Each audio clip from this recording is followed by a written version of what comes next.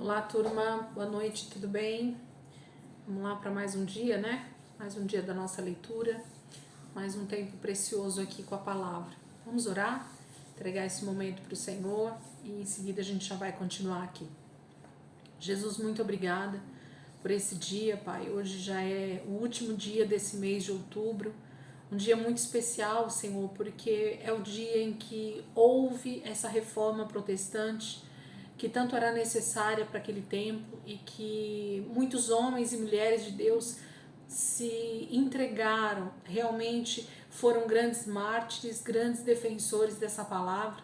E no momento, há 505 anos atrás, nós tínhamos então Martim Lutero pregando aqueles papéis, Senhor, diante daquela igreja e dizendo que ele não queria mais viver a religião, mas sim a verdade da tua palavra. Obrigada, Jesus, porque ao longo da história da igreja, não só no primeiro século, mas ao longo da história da igreja, a gente vê a tua mão poderosa se movendo, agindo, sendo, Senhor, determinante para as mudanças, para os grandes avivamentos, para tudo aquilo que o Senhor deseja fazer ao longo da história. Nós somos participantes disso, Jesus, e queremos sim nos envolver com toda essa obra, queremos nos envolver com o propósito daquilo que o Senhor está fazendo. Jesus, muito obrigada por nos chamar, por nos comissionar, por dizer para nós esse ide e então nos capacitar com o teu Espírito Santo para que tenhamos coragem, ousadia, intrepidez e assim façamos segundo o desejo do teu coração, Jesus. Muito obrigada, Pai, por tudo que o Senhor tem feito na minha vida, na vida dos meus irmãos, que esse movimento que o Senhor tem levantado no Brasil, de homens e mulheres famintos pela tua palavra, por orar, por interceder, por se colocar, Senhor, verdadeiramente à disposição do teu Espírito, que nós possamos ser esses canais desses últimos dias na terra. Nós sabemos que a sua volta, Jesus, que o retorno do Senhor está muito próximo. E nós provavelmente somos essa última geração que o Senhor tem levantado nessa terra. Por isso nós dizemos, Senhor, eis-nos aqui. Nos ajuda e nos capacita cada dia mais, Senhor, a cumprirmos todo o propósito que o Senhor tem para nós. Muito obrigada, Jesus. Nos ensina um pouco mais essa noite, Pai. É o que nós te pedimos e te agradecemos em nome de Jesus. Amém. Amém, queridos? Vamos lá? Vamos lá para a nossa leitura de hoje. A gente vai... Deixa eu tirar o barulho aqui, senão a gente não consegue. A gente vai hoje continuar, né, os nossos textos ali dentro de Atos. Nesse momento a gente tem o ano 37 depois de Cristo e nesse momento acontece a morte do imperador de Roma que está no comando, que é Tibério. Tibério César, se não me engano, ele era chamado. Era um dos imperadores do Império Romano que estava no poder nesse momento e ele então morre por volta do ano por volta da data de 15 de março de 37 depois de Cristo. Então nós estamos aí por volta do ano 37 já, praticamente quase 10 anos, né, em que Jesus morreu, ressuscitou e a igreja já está avançando.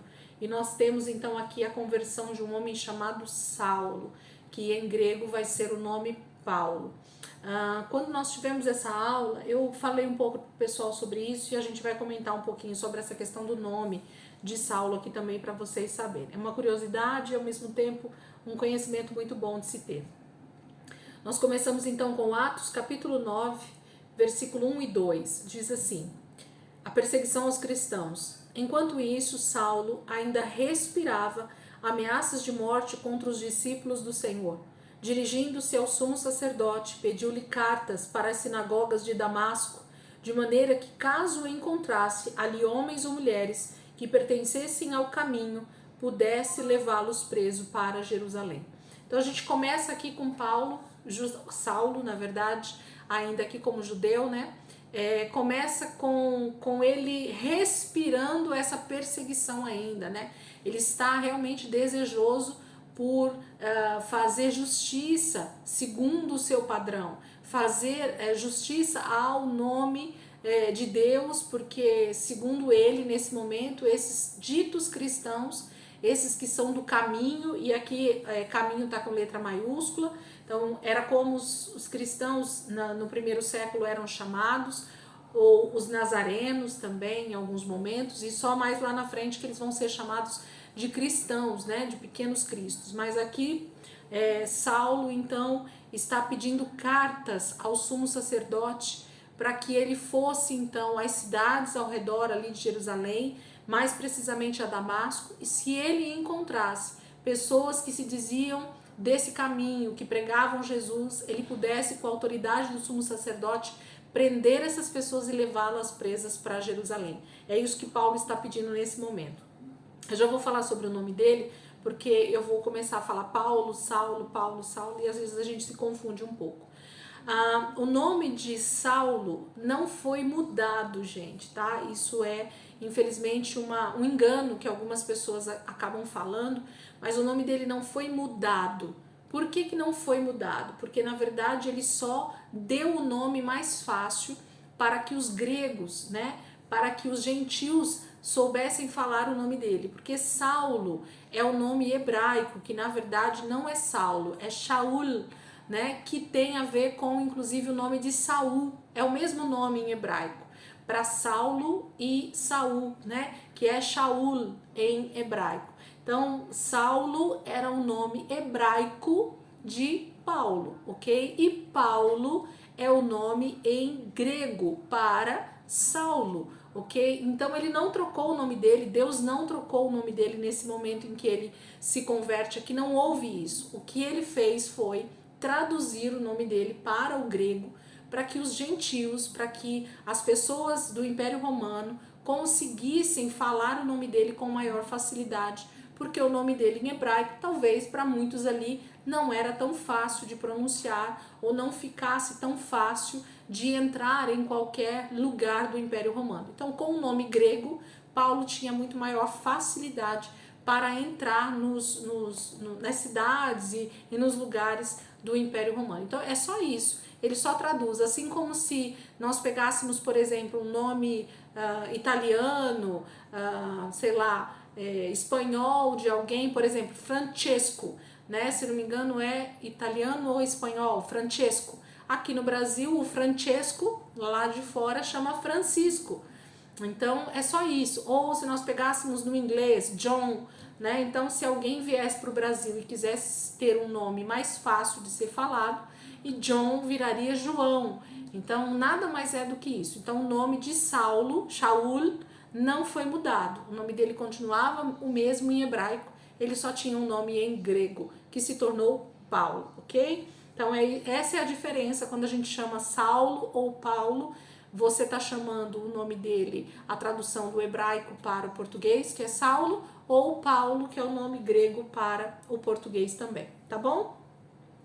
Paulo se converte o ano 37 depois de Cristo, Atos 9, versículo 3 ao 25.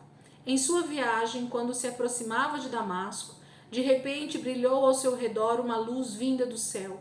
Ele caiu por terra e ouviu uma voz que lhe dizia: Saulo, Saulo, por que você me persegue? E Saulo perguntou: Quem és tu, Senhor? E ele respondeu: Eu sou Jesus, a quem você persegue. Levante-se, entre na cidade, alguém lhe dirá o que você deve fazer. Os homens que viajavam com Saulo pararam emudecidos, ouviam a voz, mas não viam ninguém. Saulo levantou-se do chão e, abrindo os olhos, não conseguia ver nada. E os homens o levaram pela mão até Damasco. Por 3 dias ele esteve cego, não comeu e nem bebeu. Em Damasco havia um discípulo chamado Ananias. O Senhor o chamou numa visão. Ananias, eis-me aqui, Senhor, respondeu ele. E o Senhor lhe disse: Vá à casa de Judas, na rua chamada direita, e pergunte por um homem de Tarso chamado Saulo. Ele está orando. Numa visão, viu um homem chamado Ananias chegar e impor-lhe as mãos para que voltasse a ver. E respondeu Ananias: Senhor, tenho ouvido muita coisa a respeito desse homem e de todo o mal que ele tem feito aos teus santos em Jerusalém. Ele chegou aqui com autorização dos chefes dos sacerdotes para prender todos os que invocam o teu nome. Mas o Senhor disse a Ananias: Vá, este homem é meu instrumento escolhido para levar o meu nome perante os gentios e seus reis, e perante o povo de Israel. Mostrarei a ele o quanto deve sofrer pelo meu nome. Então Ananias foi, entrou na casa, pôs as mãos sobre Saulo e disse: Irmão Saulo, o Senhor Jesus, que lhe apareceu no caminho por onde você vinha, enviou-me para que você volte a ver e seja cheio do Espírito Santo. Imediatamente, algo como escamas caiu dos olhos de Saulo e ele passou a ver novamente. Levantando-se, foi batizado e depois de comer recuperou as forças. Saulo passou vários dias com os discípulos em Damasco. Logo começou a pregar nas sinagogas que Jesus é o Filho de Deus. Todos os que ouviam ficavam perplexos e perguntavam: não é ele o homem que procurava destruir em Jerusalém aqueles que invocam este nome? E não veio para cá justamente para levá-los presos aos chefes dos sacerdotes? Todavia Saulo se fortalecia cada vez mais e confundia os judeus que viviam em Damasco, demonstrando que Jesus é o Cristo. Decorridos muitos dias, os judeus decidiram de comum acordo matá-lo, mas Saulo ficou sabendo do plano deles. Dia e noite eles vigiavam as portas da cidade a fim de matá-lo, mas os seus discípulos o levaram de noite e o fizeram descer num cesto através de uma abertura na muralha. Então a gente tem aqui o relato justamente dessa conversão de Saulo, desse momento em que Jesus aparece para Saulo literalmente através dessa luz, através dessa voz audível que não só Saulo, mas os seus discípulos, as pessoas que estavam ali com ele, né, os seus companheiros, ouviram também. Eles só não viram nada como Paulo viu, mas eles ouviram a voz que dizia, que chamava Saulo nesse momento, e Saulo responde automaticamente dizendo: quem és tu, Senhor? Ele ouviu a voz e com nitidez entendeu que era o próprio Senhor quem estava chamando. E quando ele chama o Senhor, com letra maiúscula, quem responde é Jesus. Eu sou Jesus a quem você persegue. Então Paulo entende que o Senhor é Jesus, que Jesus é o Senhor.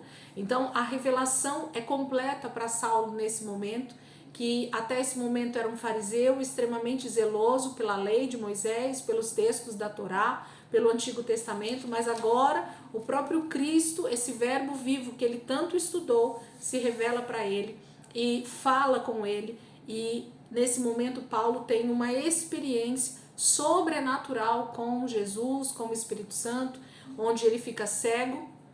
Ele é guiado pelos seus companheiros até a casa de um homem que já estava praticamente esperando por Saulo. Depois de 3 dias em que ele está totalmente perplexo com tudo que aconteceu, cego ainda, ele fica ali sem comer e sem beber, jejuando, muito provavelmente para entender tudo o que tinha acontecido com ele. Então aparece Ananias, um homem que o próprio Deus fala com ele também nesse momento e o direciona para ir orar por Saulo, para impor as mãos sobre Saulo para que ele seja curado da cegueira e para que ele receba o Espírito Santo, seja cheio do Espírito Santo. E é isso que Ananias faz, obedecendo a voz do Senhor, a direção de Deus. E quando ele chega, realmente Saulo está ali orando, esperando pela direção de Deus. E ele então fala com Saulo, impõe as mãos, ele imediatamente é curado da cegueira, ele recebe o Espírito Santo e ele já sai pregando o Evangelho, pregando que Jesus Cristo é o Filho de Deus. Então, os judeus ali em Damasco não entendem nada, porque sabiam que Saulo estava indo ali para prender os cristãos, né? Os judeus convertidos ou os gentios que dissessem que eram de Jesus. Então, nesse momento, os judeus ficam sem entender e por causa disso, por Saulo estar agora passando para o lado deles, os judeus também começam a perseguir Saulo ali em Damasco. E ele tem que sair da cidade fugido. Os seus discípulos, as pessoas que estão junto com ele, o descem pela muralha de madrugada num cesto para que Saulo fuja ali de Damasco sem ser morto. Então Paulo já começa o seu ministério, vamos dizer assim, já debaixo de bastante perseguição. Ele já começa a sentir na pele, literalmente, o que é ser perseguido por causa de Jesus. E Deus vai mostrar para Saulo, durante toda a sua vida, como é um privilégio, então, ser perseguido por causa do nome de Jesus. o quanto essa graça e esse poder que vai sendo derramado sobre a nossa vida vale a pena. E Paulo vai falar muito disso com a gente nas suas cartas, e a gente vai entender um pouco desse amor e dessa paixão que Paulo agora fica pelo próprio Espírito Santo, pelo próprio Senhor, que começa a ministrar na vida dele. Paulo cresce na graça. Então nós vamos começar agora a ver as cartas de Paulo se intercalando com os textos de Atos, porque tudo isso está acontecendo ao mesmo tempo, ok? O livro de Atos é escrito por Lucas, narrando todos os acontecimentos que vão acontecendo ali ao longo da igreja nascendo. Então a gente tem, como eu falei no início lá, do ano 29 até o ano 67, a gente vai ver aqui a narrativa, né, de Lucas falando dos acontecimentos. Então nesse momento a gente está aqui mais ou menos no ano 38 até o ano 40 depois de Cristo, que são esses acontecimentos que a gente está vendo. Paulo se converte e começa então agora a sua jornada junto com os outros discípulos, pregando o evangelho por onde quer que eles passem. E um texto que está lá em Gálatas, capítulo 1, versículo 17, diz assim: Tampouco subi a Jerusalém para ver os que já eram apóstolos antes de mim, mas de imediato parti para a Arábia e voltei outra vez a Damasco. Então, no momento que Paulo sai de Damasco fugido, ele vai não para Jerusalém, ele vai para a Arábia, para uma região, na região da Arábia, e fica ali por um tempo. E depois ele volta para Damasco, tá? Isso está lá escrito em Gálatas 1:17. Agora sim, Paulo vai visitar Jerusalém. Gálatas 1, versículo 18. É seguida lá, 18 e 19. Depois de 3 anos, subi a Jerusalém para conhecer Pedro pessoalmente e estive com ele 15 dias. Não vi nenhum dos outros apóstolos, a não ser Tiago, irmão do Senhor. Então, nesse momento, depois de 3 anos em que ele já passou um tempo na Arábia e depois voltou para Damasco e continuava falando sobre Jesus e sobre o que Deus já tinha feito na vida dele. E agora sim, depois de 3 anos, ele volta para Jerusalém e tem um encontro com Pedro e com Tiago, irmão de Jesus. Não Pedro, o discípulo, mas Pedro, o irmão de Jesus, que também nesse momento já está convertido. E passa ali com eles 15 dias, a palavra fala aqui em Gálatas. O mesmo texto vai estar falando em Atos 9, do 26 ao 31. Quando chegou a Jerusalém, tentou reunir-se aos discípulos, mas todos estavam com medo dele, não acreditando que fosse realmente um discípulo. Então Barnabé o levou aos apóstolos e lhes contou como no caminho Saulo vira o Senhor que falara e como em Damasco ele havia pregado corajosamente em nome de Jesus. Assim Saulo ficou com eles e andava com liberdade em Jerusalém, pregando corajosamente em nome do Senhor. Falava e discutia com os judeus de fala grega, mas estes tentavam matá-lo. Sabendo disso, os irmãos o levaram para Cesareia e o enviaram para Tarso. A igreja passava por um período de paz em toda a Judéia, Galiléia e Samaria. Ela se edificava e, encorajada pelo Espírito Santo, crescia em número, vivendo no temor do Senhor. Então, nesse momento, os judeus tentam então calar Saulo, que provavelmente está extremamente ousado na pregação do evangelho, conta o seu testemunho de conversão, de como ele teve uma experiência com o próprio Jesus, de como agora ele é um que pode testemunhar sobre Jesus, porque ele teve essa visão, ele teve essa experiência, ele está cheio do Espírito Santo, ele está se edificando, ele está crescendo na graça, passou já 3 anos ali em Damasco, muito provavelmente meditando, estudando, olhando para as Escrituras com o olhar agora de quem conhece Jesus como Senhor e Salvador da sua vida e pregava esse evangelho, então essas boas notícias de tudo que havia acontecido em Jerusalém e também com ele. E aí os judeus tentam matar Saulo, né? Porque agora é um fariseu extremamente renomado que tenta pregar o evangelho, não mais só pescadores iletrados, né, sem estudo nenhum, mas agora nós temos um fariseu extremamente inteligente que fala várias línguas. Paulo, se não me engano, falava 4 línguas. E então nós temos alguém agora de referência, né, pregando o evangelho. E os judeus tentam matar Saulo. E então os discípulos conseguem fazer com que Paulo seja enviado para Tarso, a sua cidade natal. Se você olhar no mapa, se você tiver algum mapa aí, Tarso fica lá no norte, bem lá em cima, já quase na região ali da Turquia, ok? Então tá beirando o mar ali, a cidade de Saulo, que era Tarso. Ele volta para lá para ficar um tempo lá para não ser morto. Vamos ver. E a igreja continua crescendo aqui nesses anos que passam com tranquilidade. A perseguição estava menor nesse momento. O crescimento da igreja sobre o ministério de Pedro. Milagres. Enéas e Dorcas, nós vamos ver aqui. Atos, capítulo 9, do versículo 32 ao 43. Viajando por toda parte, Pedro foi visitar os santos que viviam em Lida. Ali encontrou um paralítico chamado Enéas, que estava acamado fazia 8 anos. Disse-lhe Pedro: Enéas, Jesus Cristo vai curá-lo. Levante-se e arrume a sua cama. Ele se levantou imediatamente, e todos os que viviam em Lida e Sarona o viram e se converteram ao Senhor. Em Jope havia uma discípula chamada Tabita, que em grego é Dorcas, que se dedicava a praticar boas obras e dar esmolas. Naqueles dias ela ficou doente e morreu, e seu corpo foi lavado e colocado num quarto do andar superior. Lida ficava perto de Jope, e quando os discípulos ouviram falar que Pedro estava em Lida, mandaram-lhe 2 homens dizer-lhe: não se demore em vir até nós. Pedro foi com eles, e quando chegou foi levado para o quarto do andar superior. Todas as viúvas o rodearam, chorando e mostrando-lhes os vestidos e outras roupas que Dorcas tinha feito quando ainda estava com elas. Pedro mandou que todos saíssem do quarto, depois ajoelhou-se e orou, e voltando-se para a mulher morta disse: Tabita, levante-se. Ela abriu os olhos e, vendo Pedro, sentou-se. Tomando-a pela mão, ajudou-a a pôr-se em pé. Então, chamando os santos e as viúvas, apresentou-a viva. Este fato se tornou conhecido em toda a cidade de Jope, e muitos creram no Senhor. Pedro ficou em Jope durante algum tempo com um curtidor de couro chamado Simão. Então nós temos a igreja avançando, agora em 2 outras cidades ali da região, Lida e Jope.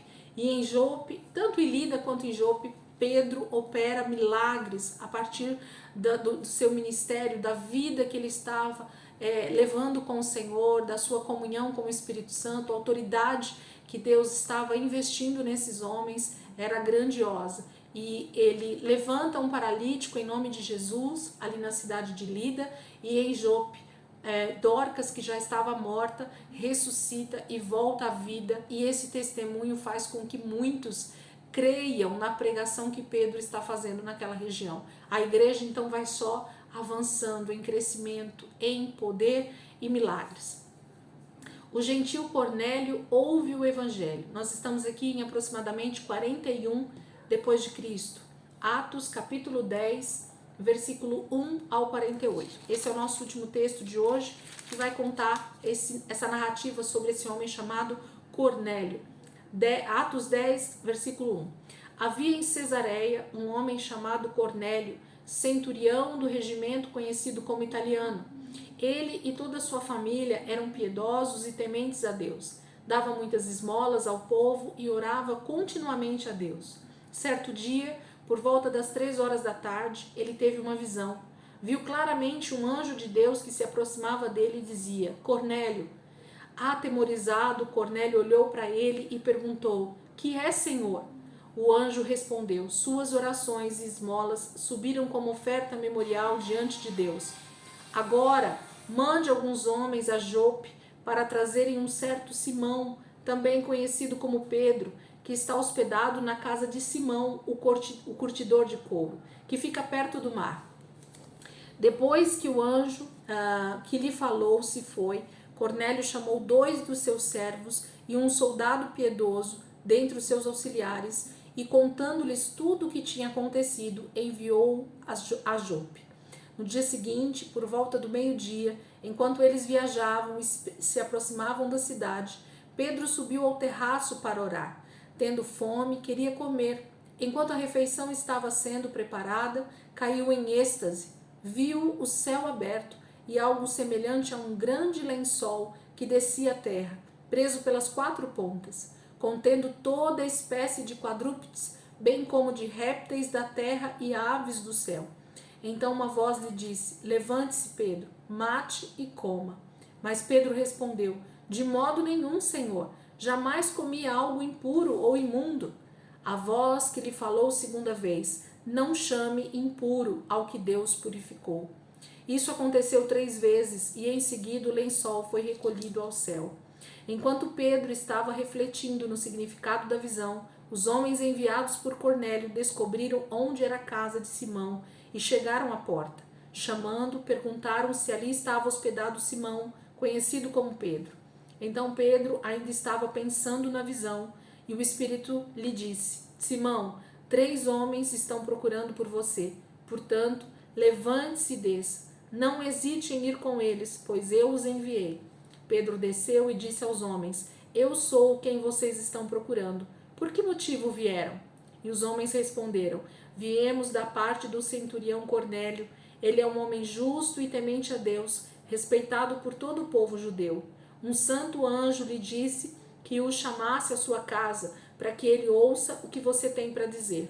Pedro os convidou a entrar e os hospedou. No dia seguinte, Pedro partiu com eles e alguns dos irmãos de Jope o acompanharam. No outro dia chegaram a Cesareia. Cornélio os esperava com seus parentes e amigos mais íntimos que tinha convidado. Quando Pedro ia entrando na casa, Cornélio dirigiu-se a ele e prostrou-se aos seus pés, adorando-o. Mas Pedro fez levantar-se, dizendo: levante-se, eu sou homem como você. Conversando com ele, Pedro entrou e encontrou ali reunidas muitas pessoas e lhes disse: vocês sabem muito bem que é contra a nossa lei um judeu associar-se a um gentio ou mesmo visitá-lo.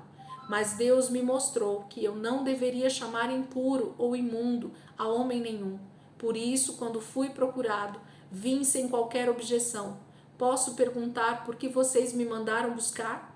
Cornélio respondeu: há 4 dias eu estava em minha casa orando, a esta hora, às 3 horas da tarde, e de repente colocou-se diante de mim um homem com roupas resplandecentes e disse: Cornélio, Deus ouviu sua oração e lembrou-se de suas esmolas. Mande buscar em Jope a Simão, chamado Pedro. Ele está hospedado na casa de Simão, o curtidor de couro, que mora perto do mar. Assim mandei buscar-te imediatamente, e foi bom que tenhas vindo. Agora estamos todos aqui, na presença de Deus, para ouvir tudo o que o Senhor te mandou dizer-nos. Então Pedro começou a falar. Agora percebo verdadeiramente que Deus não trata as pessoas com parcialidade, mas de todas as nações aceita todo aquele que o teme e faz o que é justo. Vocês conhecem a mensagem enviada por Deus ao povo de Israel, que fala das boas novas de paz por meio de Jesus Cristo, Senhor de todos. Sabem o que aconteceu em toda a Judéia, começando na Galileia, depois do batismo que João pregou, como Deus ungiu a Jesus de Nazaré com o Espírito Santo e poder, e como ele andou por toda parte, fazendo bem e curando todos os oprimidos pelo diabo, porque Deus estava com ele. Nós somos testemunhas de tudo o que ele fez na terra dos judeus e em Jerusalém, onde o mataram, suspendendo-o no madeiro. Deus, porém, o ressuscitou no 3º dia e fez que ele fosse visto, não por todo o povo, mas por testemunhas que designara de antemão por nós que comemos e bebemos com ele depois que ressuscitou dos mortos. Ele nos mandou pregar ao povo e testemunhar que foi a ele que Deus constituiu o juiz de vivos e de mortos. Todos os profetas dão testemunho dele, de que todo o que nele crê receba o perdão dos pecados mediante o seu nome. Enquanto Pedro ainda estava falando estas palavras, o Espírito Santo desceu sobre todos os que ouviam a mensagem. Os judeus convertidos que vieram com Pedro ficaram admirados de que o dom do Espírito Santo fosse derramado até sobre os gentios, pois os ouviam falando em línguas e exaltando a Deus. A seguir, Pedro disse: pode alguém negar a água, impedindo que estes sejam batizados? Eles receberam o Espírito Santo como nós. Então ordenou que fossem batizados em nome de Jesus Cristo. Depois pediram a Pedro que ficasse com eles alguns dias. Gente, esse testemunho da conversão de Cornélio e de todas as pessoas que estavam ali na casa de Cornélio é um exemplo para nós do início que Deus está fazendo, do start que Deus está dando com esses discípulos que eram todos praticamente judeus, e que tinham testemunhado Jesus fazendo milagres entre os judeus, mas que agora o próprio Cristo, um anjo do Senhor, aparece a Cornélio, que não é judeu, mas é um gentio, e é então designado que Pedro fosse até ele e pregasse as boas novas do Evangelho para eles também. E de imediato o Espírito Santo veio naquele lugar e encheu todos eles também, para que Pedro entendesse que a visão que ele tinha tido do lençol cheio de animais, puros e impuros, fosse algo que Deus estava purificando, não só a respeito de coisas puras, mas Deus estava purificando a todos através da sua palavra. Não havia mais distinção entre tipos de pessoas, judeus ou gentios, mas todo aquele que ouvisse o Evangelho, cresce em Jesus, poderia ser batizado e ser salvo. É isso que Pedro está fazendo então na casa de um homem que é gentio, em que toda a sua família e amigos estão ali reunidos também, ouvindo essas boas novas através de Pedro, e todos também são cheios do Espírito Santo. Assim como Pedro e os discípulos foram lá no dia de Pentecostes, agora a gente tem uma casa inteira, uma família inteira de gentios que também recebem a mesma unção, o mesmo poder vindo do Espírito Santo sobre eles. Por quê? Porque eles estavam crendo na palavra em que Pedro estava pregando. Jesus estava sendo testemunhado ali na casa de Cornélio e todos creram e foram batizados de imediato. Houve um batismo em massa, houve um acréscimo de cristãos naquele momento, de todas as pessoas que estavam ali ouvindo a palavra na casa de Cornélio. Como é maravilhoso, né? Pedro vai ter essa experiência como algo para a vida toda. Ele vai se lembrar várias vezes de como Deus operou isso através da vida dele, que era um judeu e que achava que a pregação do evangelho das boas novas precisava ser somente aos judeus, mas Deus prova a Pedro e aos outros que estavam com ele de que essa graça, esse amor de Deus, ele estava sendo estendido para toda a humanidade agora, não somente para judeus, mas para todos aqueles que crescem no nome de Jesus. Amém? Vocês possam aí meditar nessa palavra e ver como o início desse ministério, tanto de Pedro quanto de Paulo, são maravilhosos, com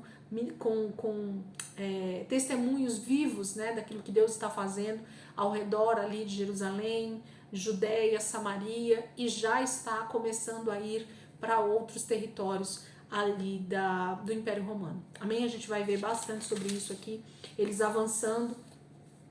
No próximo, amanhã provavelmente a gente já entra, vendo que eles estão indo para Antioquia, que é uma região além, né, de Jerusalém, ali ao norte, e isso vai só se estender e vai só aumentar o avanço, né, do evangelho pelo território ali, tá bom? Deus abençoe, gente, que vocês possam ficar aí uma semana abençoada. Amanhã, se Deus quiser, a gente está aqui de volta para continuar lendo os textos aqui dentro de Atos e das cartas, e Deus vai completando essa obra aqui para nós, tá bom? Deus abençoe, ótima noite para vocês e até amanhã, se Deus quiser.